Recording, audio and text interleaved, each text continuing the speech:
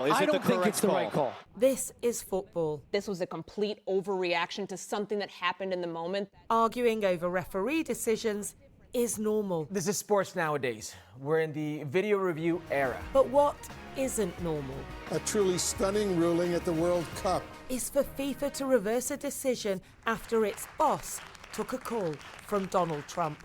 Yeah, I did. I spoke to Gianni, who's highly respected. And I guess That's the best Gianni definition is, Infantino, FIFA president. I understand sports really well, really well. And that wasn't a foul. That wasn't even an infraction. The matter in question was this tackle by US star striker Falorin Balogun This is really painful for Muharovic. that led to a red card only after a video review. A decision that should have kept him out of today's quarter-final against Belgium, but not anymore. Today, the president slipped in this sinister aside about Brazilian referee Rafael Klaus. This referee, who is a little bit suspect, if you check his past. I don't want to say that because I don't like to create controversy. Before explaining why football's long-standing suspension rules are wrong. You know, it's one thing to penalize somebody for the game, but how do you penalize them for a game that hasn't been played yet? It's very unfair. You can't do that. So, yes, I asked for a review. And here it is. Infantino insisted FIFA's decision had nothing to do with Trump. But that raised eyebrows, given that it is 64 years since the last time FIFA overturned a one-game suspension resulting from a World Cup sending off. And back then, the ban was discretionary.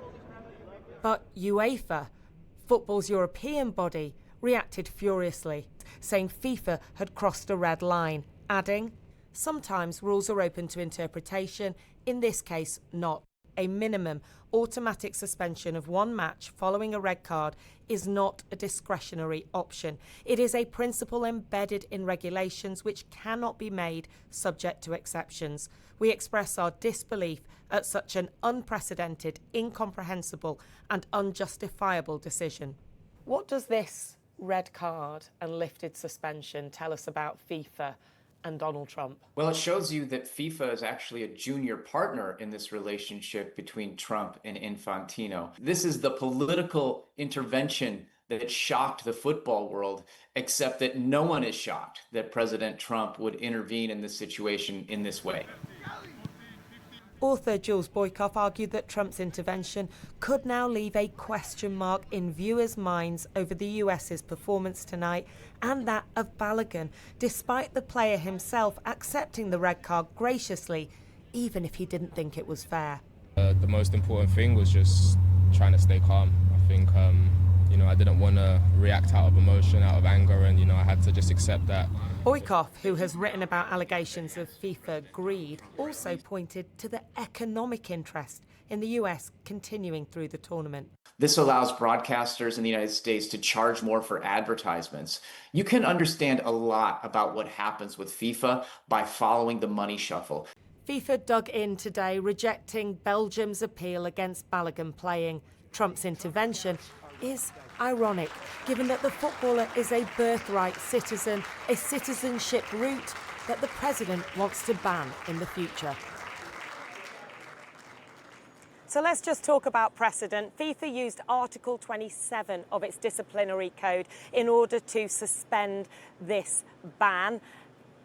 They haven't done that in terms of a one-game ban since 1962, as I said. But those supporting FIFA today say they did use Article 27 during this very World Cup. Cristiano Ronaldo was actually given a 3-match ban during the qualifying part of this because of a red card. He did one of those bans, but then the other 2 that were meant to take place during the World Cup were suspended using Article 27. So Fox News asking today, why aren't UEFA furious about that Ronaldo decision? Critics on the other side are asking whether that Ronaldo decision might have had something to do with the commercial side of this as well. There is a lot of talk here about the money being made by this World Cup, not just the sky-high ticket prices, but also those hydration breaks that are making way for Super Bowl-style advertising. As I said, FIFA deny that this has anything to do with Trump. Infantino says, yes, I talked to Trump a lot. We did talk about this, but I told him a legal process was ongoing and that the committee was independent. But Belgium are furious. However, there is nothing they can do about it. Tonight, if Balogun wants to play, they will have to play against him. Anas Kristana in Washington. Well, earlier I spoke to the former Football Association chairman, David Bernstein, and I began by asking him what he thought about the decision to suspend the ruling. I think it's a shameful decision. It goes against good governance, it goes against FIFA's own policies, and I think it makes a laughingstock of FIFA as the governing body of world football. I mean, there is a provision for this to happen, so what have they done wrong? Well, it's a very obscure provision. It's a sub-clause of a sub-clause, as I understand it. And whatever provision there is, it flies in the face of consistent behaviour and a proper governance. We've had plenty of other sendings off in the tournament, and this hasn't happened in any other occasion. So, you know, the whole thing smacks of undue influence from of all people, the President of the United States. But FIFA should have resisted that type of push by President Trump. Infantino has released a statement claiming he had nothing to do with it and that this followed proper procedure and that there's a committee for this and that they took the decision. What do you make of that? Who was a famous lady who once said he would say that, wouldn't he? Many years ago.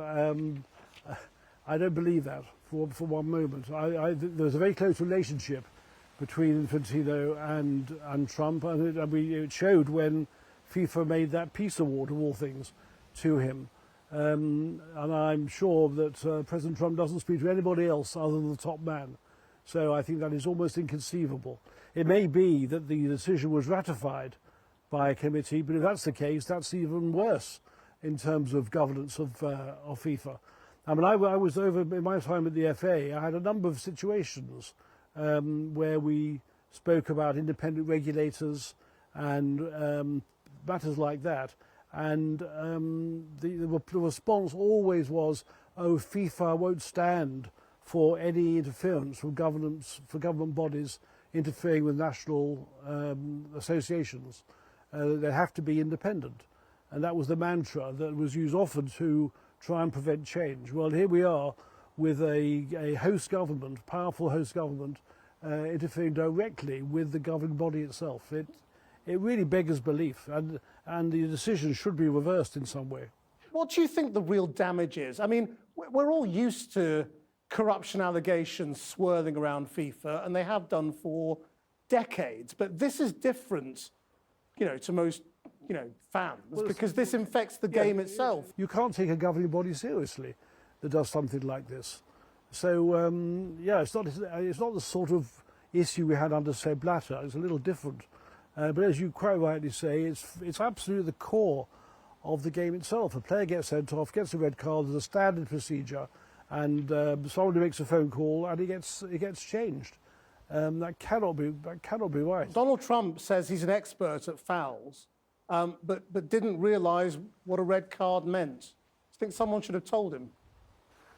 Donald Trump is an expert at exerting influence on many people.